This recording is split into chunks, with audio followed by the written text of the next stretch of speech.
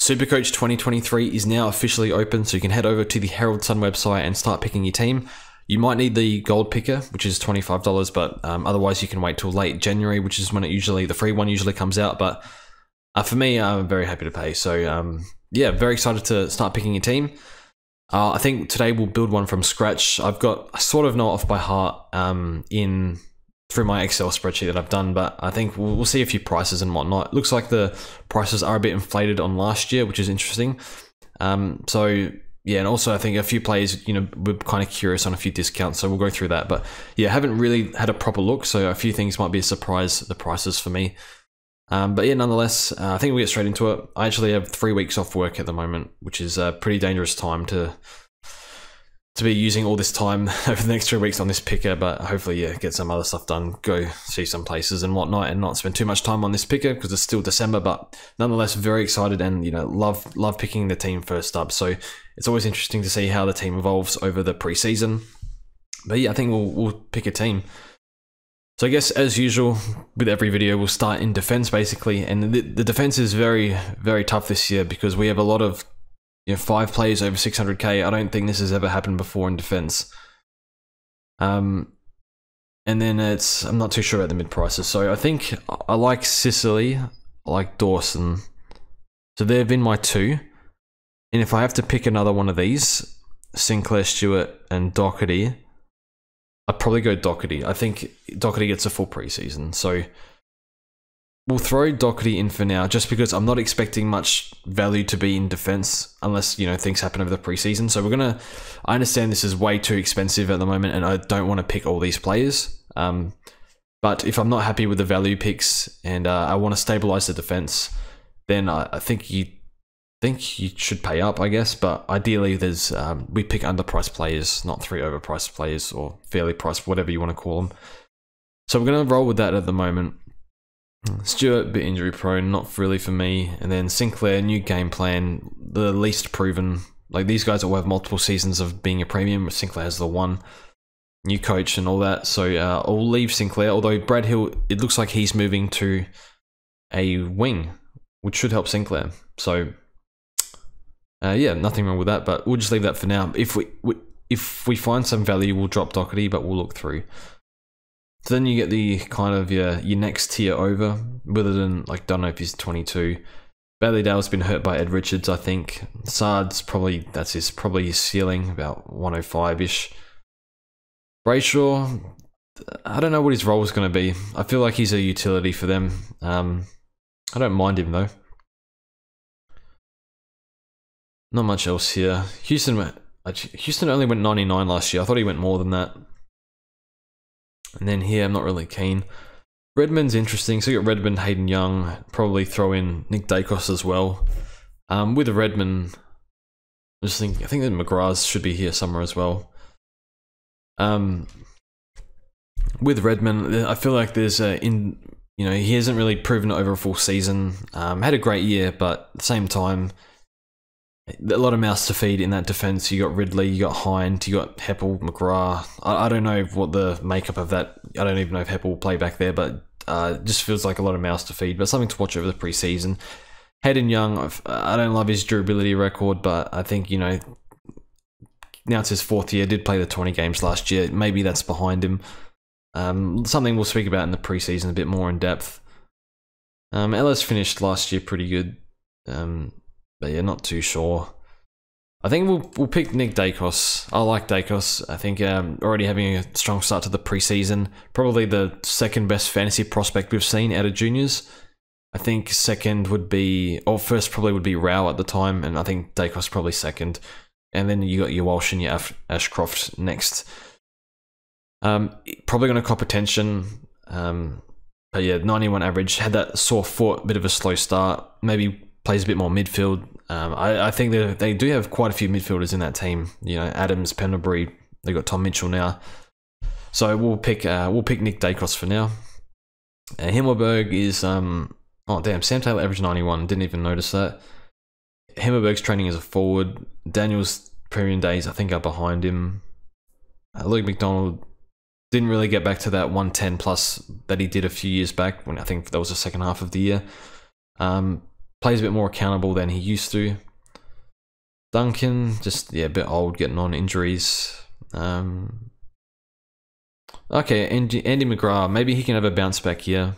Not the worst pick. Needs a bit of continuity, but I think it's one of those picks where we need to see something kick-ins. But yeah, as I said with Essendon, I feel like a lot of mouths to feed down back. Atkins maybe plays a bit more midfield, but yeah. Ed Richards finished the year really well. Just hasn't done it over a full season. I guess you can say Dacos hasn't really either. Like 100 plus, but I don't know, just love Nick Dacos. Love watching him play. And yeah, this is sort of the bracket where your Sicily and your Hewitts from 2022. I don't really see anyone in that sort of vein. Like Duday can do better than that, but like Crow's key position stock's a bit dodgy, and he might be forced to play key position. Chapman could break out. I thought he did better than 75, but again, Fremantle, a few mouths to feed back there. Salem 390. I didn't like what I saw last year. I don't know what his role was specifically, like his specific role for the team down back, but I didn't see him demand the football enough. So for that reason, it's a no at this stage. But I can see the appeal, you know, a few injuries, priced at 70, done 90 before. People might just throw him in based on that, which is fair, but I want to see a bit more. Like even Paddy McCartan out averaged him, so yeah, I think the downside's a bit too bad with Salem, but we'll watch him. Bowie, like, maybe breakout candidate, sort of. Quainer, maybe breakout candidate. A bit too hard to pick. Will Day, I think they want him in the midfield. Again, durability. He played 17, which is not too bad, but durability is just not there for him. Mitch McGovern, no. Again, this is pretty much like trying to fish for a mid-pricer here. Hunter Clark, 315k. Sorry if Nick Haynes is 3. I think he gets swung forward though. Hunter Clark, 315k. Just hasn't had continuity. What's his best position? Is it back? Is it midfield? I don't really know. So I think we'll leave Hunter Clark for now. I think it's one for the watch list, but not overly excited about that pick. Campbell, I think can take the next step maybe, but very unproven.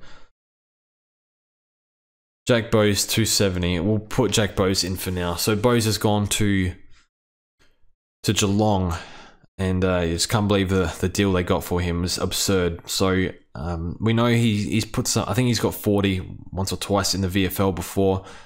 I guess, you know, he's in a really strong system now. I think they rate him highly. Again, with Geelong, these players that you're not sure if they're best 22 or not. You never know with Chris Scott. He's very, you know, it's very always tight for list spots at Geelong or best 22 spots at Geelong. We've seen that. You know, we've tried to pick mid prices like a Jordan Clark a few years ago.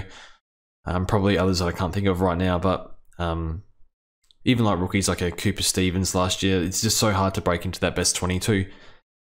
So we'll leave Jack Bowes in for now.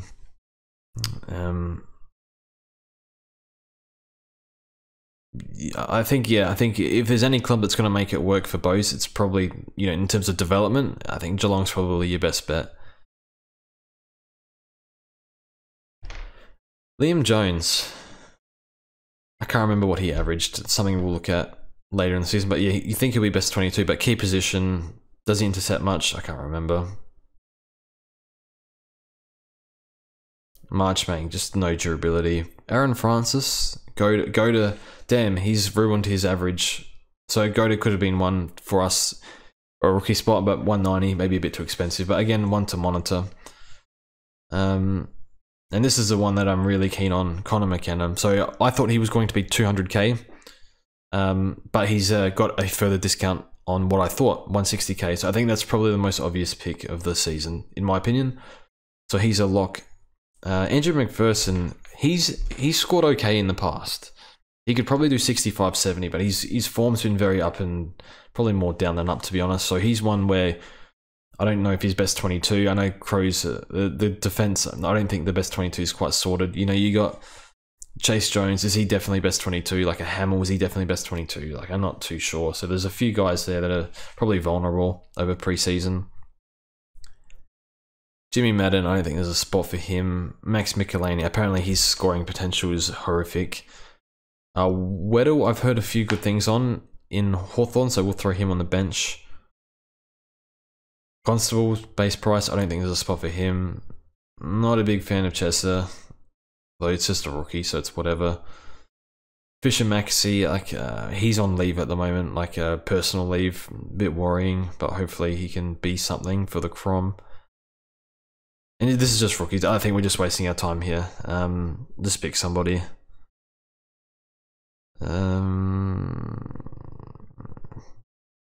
Just go Wilmot. I don't think there's a spot for Wilmot, but we'll just pick Wilmot for now.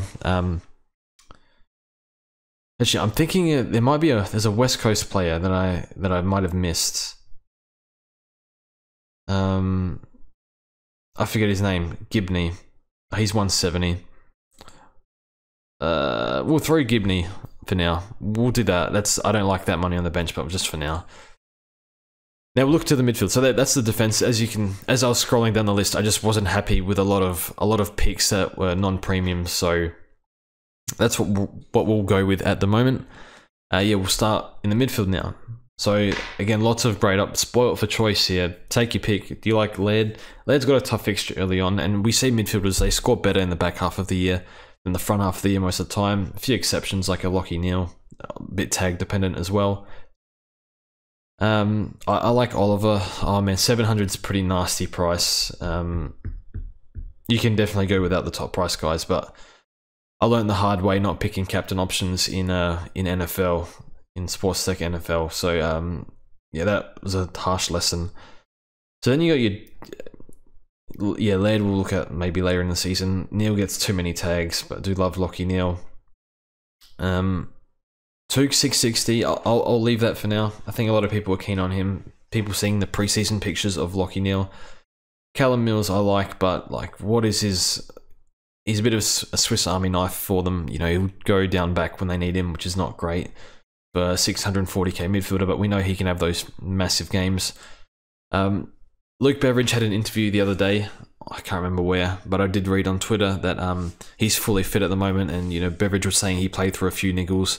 And he never uses those niggles as excuses. Bont, like he'll play through injury, and that's it. It's happened over quite a few years now. The hip, shoulder, hip a few years ago, shoulder last year, and then this year a few niggles here and there. But raring to go. I think the forward time. I think he'll do better than 116. Put it that way. The forward time it's hard to see him getting much at all. With all their tolls up forward with Lobb, Jamara, Norton, Sam Darcy. Does he play up forward or down back? I don't know. So we'll go Bond, and then McRae, potential regression candidate based on current trend. I don't trust his coach at all. I trust Beveridge with Bont because like I don't think he'll screw with Bont's role too much. Like surely they don't do something stupid and put him on a wing or something. But McRae, he's shown time and time again that he'll throw him on a wing. Apart from I think it was 2021. So we'll leave McRae for now, but he's one to consider. Petrarca is just an upgrade target. Merritt, I think, is an upgrade target as well. But if he can continue that form from the back half of the year, he'd be unreal. Brayshaw, I think, probably more suited to fantasy, but you know, could be a bit of upside. Hewitt, just back issues at the moment. Cripps, no. Potential upgrade target. It's just you know, trust issues over the years with Cripps, but yeah, had a great year last year, obviously. Sam Walsh back issues. Parrish is fine. Jack Steele, I'll lock him in. A bit cheaper than Parrish as well, but yeah, I like these three as my picks, as my mids.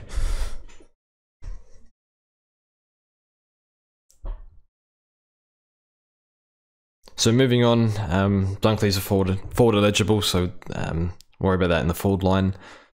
And then I don't think you're picking any of these guys. Just don't see the upside. Maybe Wine's a bit of upside, but McLuggage, it's hard to see him getting enough inside mid minutes now with Dunkley in the team. Cogs is a forward. A lot of people keen on LDU in the Discord. I think we got proven guys that we can just pay an extra 50, or I guess 150 in the case of Oliver, but I'd rather pay a little bit more for the proven guys. So not really my type of pick in the midfield. However, I'm not against it. I'm not going to talk people out of it. Anderson's one, I think, and Anderson might be a bit better for fantasy. Averaged 100 in his 3rd year, which is really good. Ben Keys can do better than this. Had a few injury issues. I don't know if he's going to be a centre bounce mid or not, so he's a no-go for me. Shorts in the midfield.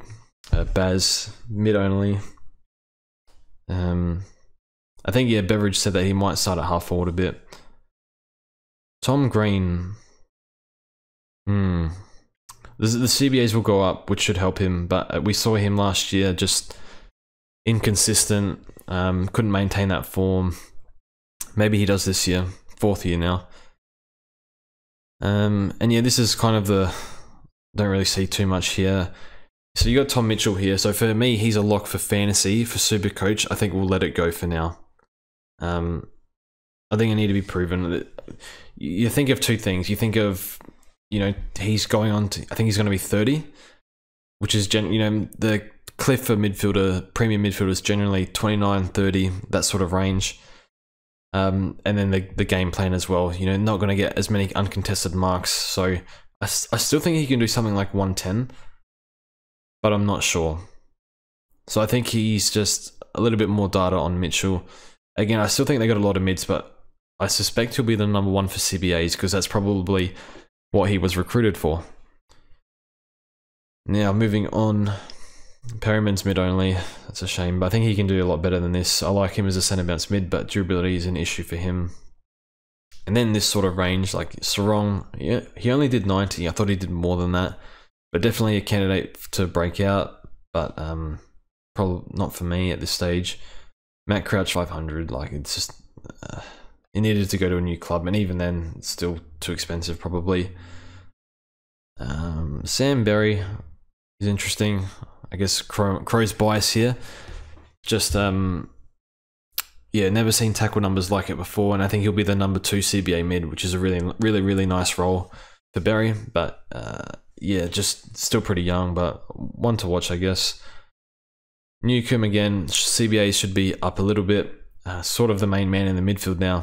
Maybe he gets tagged, who knows, but he's still pretty early in his career. Whitfield mid only, fortunate for people who wanted to pick him in defence for sure.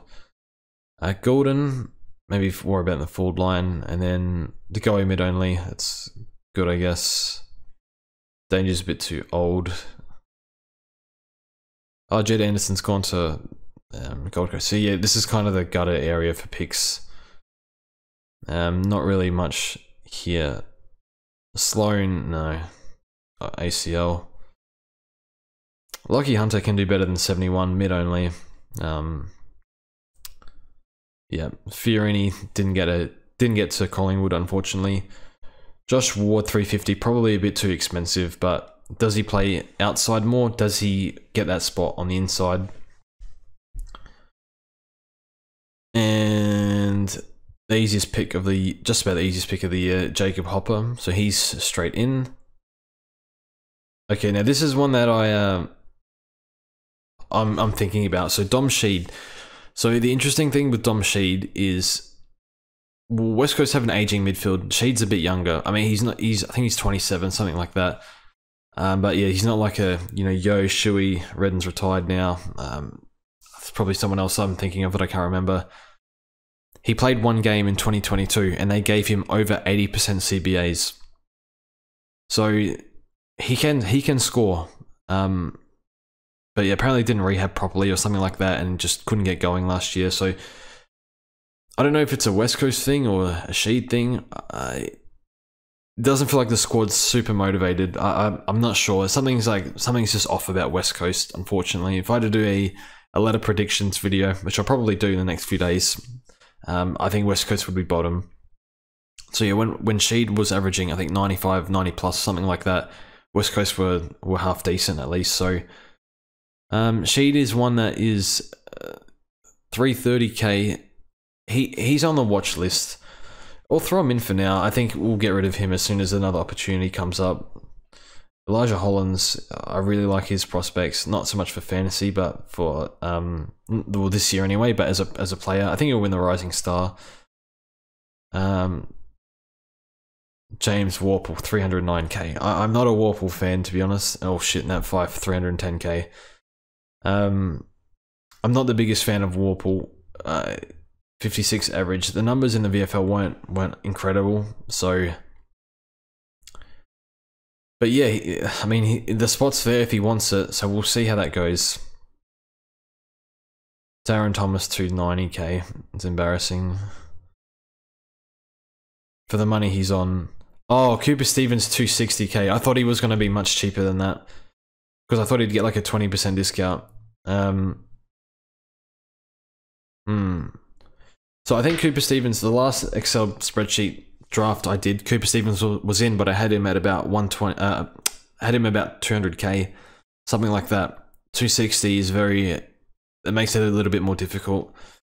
So I suspect he'll, he's a bit older, a few more years in the system than your Wards and Connor McDonald's. So that'll be interesting. We'll throw him in for now. I don't like 260k. That's just because he's very unproven. But I think these Hawthorn mids, whoever gets the big spike in CBAs, I think that's the one we pick. We just got all preseason to figure out who that is, I think. Davies, Flanders, I think we'll chuck him in the forward line. Finn Callahan, interesting. Neil Erasmus, again, like it's going to be hard for these guys. Finn Callahan might get a spot, but Neil Erasmus, it's going to be tough for him to break into that midfield. And then you got your rookies.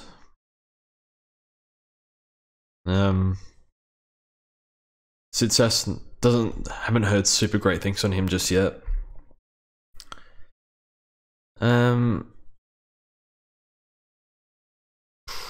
Yeah, I don't know about this. Cunningham, he can do better than that. I don't know if he's best 22 or not. Will Phillips, 150k. So yeah, you would think that they put games into him, so we'll pick him for now. Who else we got here? Oscar Baker. Does he play? They mature age recruit. Sorry, I wonder if he plays. And then it's just rookies here. Finn McRae. I don't know if there's a spot for Finn McRae, but he won the VFL best and fairest, so there's something there, I guess. Well, hopefully.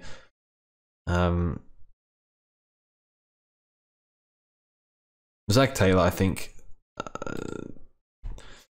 he will play for the Crows early. He showed a lot of promise in the SNFL last year, and he should have debuted. He just has to carry that on. Again, like with these, sometimes you get second-year blues from these sort of rookies, so they come with no guarantees. I guess we'll throw in Josh Sin. Yeah,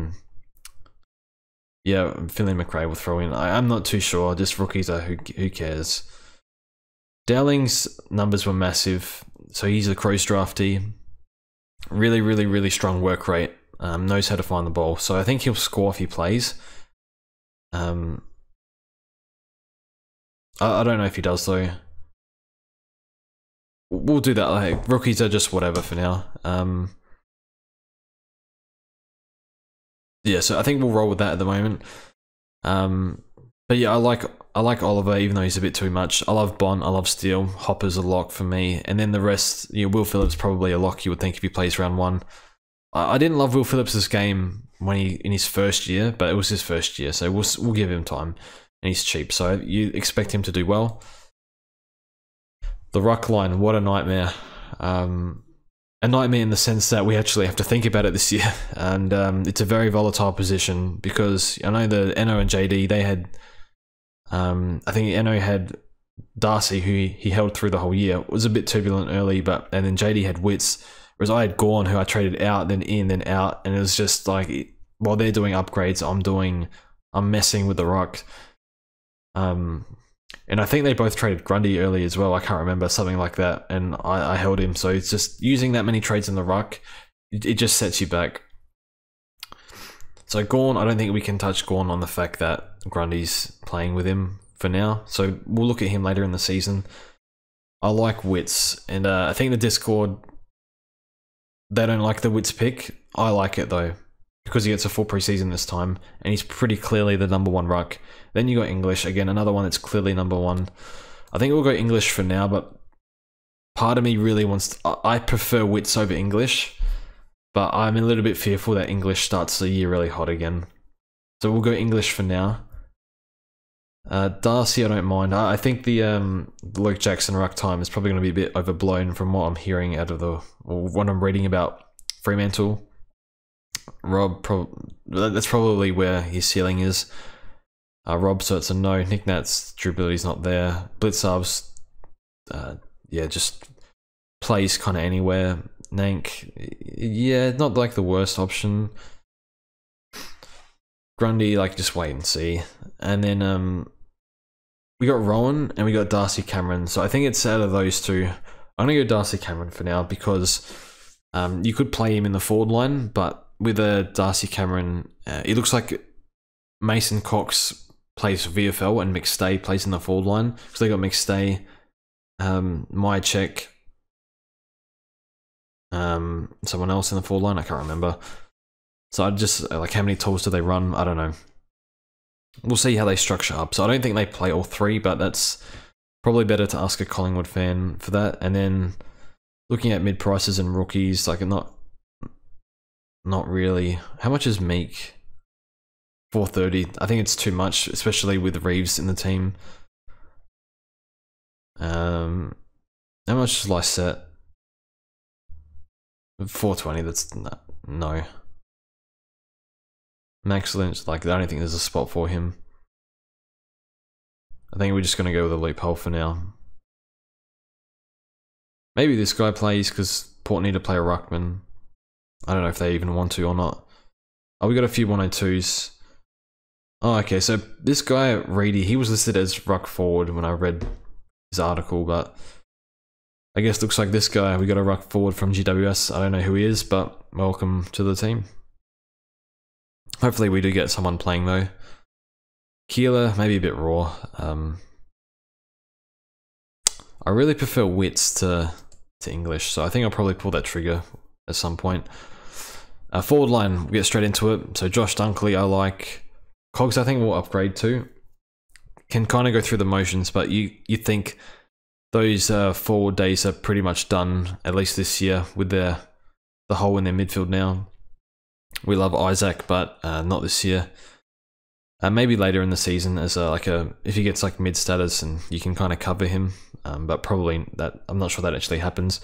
Butters, I don't mind more. I think there's a bit of value to pick in the forward line, so I think we'll skip on those two for now.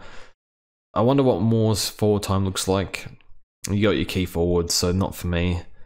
Connor Rosie, I like. I think he can do about 100, maybe a bit more, maybe a touch less. I'm not really sure, but he definitely did something like that after the first 5 rounds. So yeah, given the fact that he played the first 5 rounds in 2022 in the forward line, that's a discount for him. Love his talent. Tim Taranto, spike in CBAs, you would hope. So you'd think anyway. So again, that's sort of part when they discuss the contract. That's like, am I going to get more mid-time here? It's part of the appeal to go to Richmond, I suppose. They need more grunt in the midfield for sure. And like Bolton and Dusty, no. Dusty still did 8 games for 87, so not the worst. Gordon could break out, but maybe they play him off half forward still. 85 at half forward is no joke, so he's one to watch. I can't remember who I had here.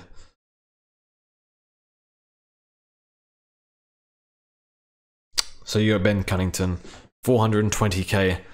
So I think this is going to be an unpopular pick in the Discord just because of his age, and we don't know, do they play him full-time mid? I think he's 32. Do they play him full-time mid when they got so many young kids? LDU and Simpkin I expect to get max mid minutes, well, I assume anyway. And then plus you got all these kids. You got Tom Powell, Will Phillips, you got Wardlaw's come to the club. I'm sure there's more that I'm missing at the moment that they want to run through there. Can they run Taron Thomas through there? You would think that he gets some sort of a run through there. Do they actually want Ben Cunnington as a mainstay in the midfield? I don't think so. As good as he is and as good as he has been, did a calf last year as well. So for me, I'm going to let that one go. Could be proven wrong though.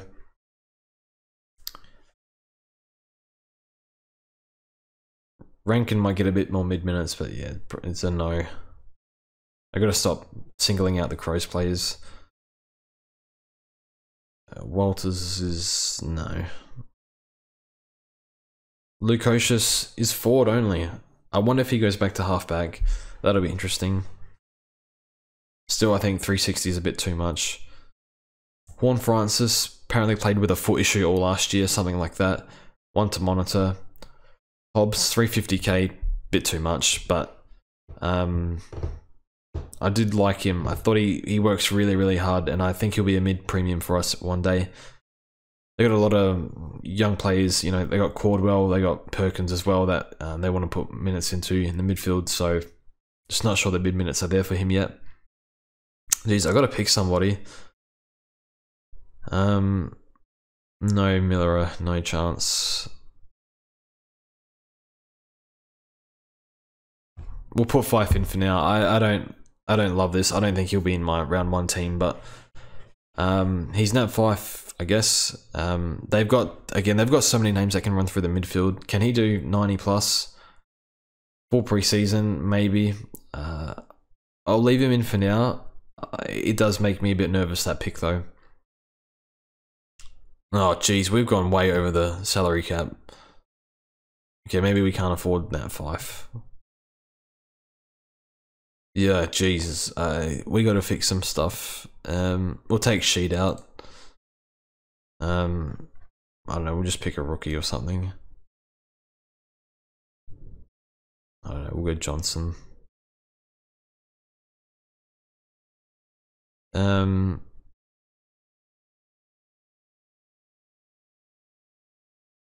Let's get back to where we were. I think we were about here.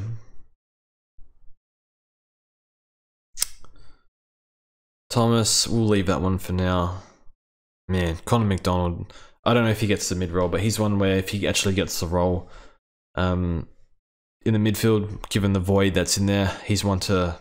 I really liked his inside mid-game when he got to play there. Turned up in the VFL, in the one game he got to do it, so I think there's something there, a bit expensive, but yeah, we'll see who wins the Hawthorn CBA battle. Darcy Tucker, 270, I thought it'd be cheaper than that, but yeah, I don't know. I honestly don't know on Tucker. See, what's happened here is these three are really strangling the rest of the team, but I don't know who else to pick in defense, so it's an interesting one. Flanders, I was keen on Flanders, I think. Just there was a little hype media piece on Flanders. Also, I'm going to run out of salary cap space, but yeah, I think Flanders' last 3 games in the VFL, 150 plus in all 3 of them. So David Swallow was the 4th CBA mid for Gold Coast. Maybe Flanders gets that role. I don't know. We'll see. So yeah, I think hearing good things about Flanders at this stage. Bobby Hill, no.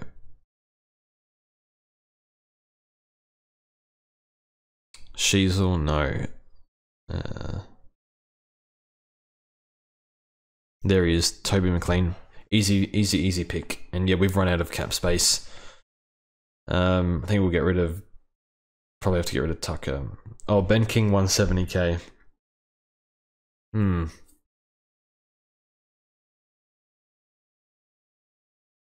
think we have to do this for now. Yeah, leave that for now. Pedler's 170. I thought it'd been base price. I think he'll play round 1 if he's fit.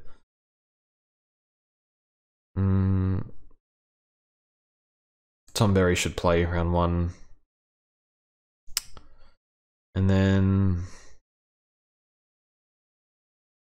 So yeah, because of the magic number going up, the prices are a lot more than what I thought they would be. Just looking for a rookie that might play. I think Van Ruin will play. We get rid of King, Van Ruin, and then...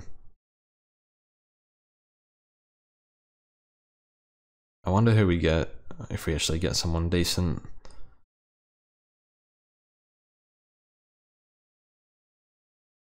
I'm just wasting my time here. Let's just pick somebody. Oh, it says I don't think there's a spot for him. We got to pick someone. Pick somebody.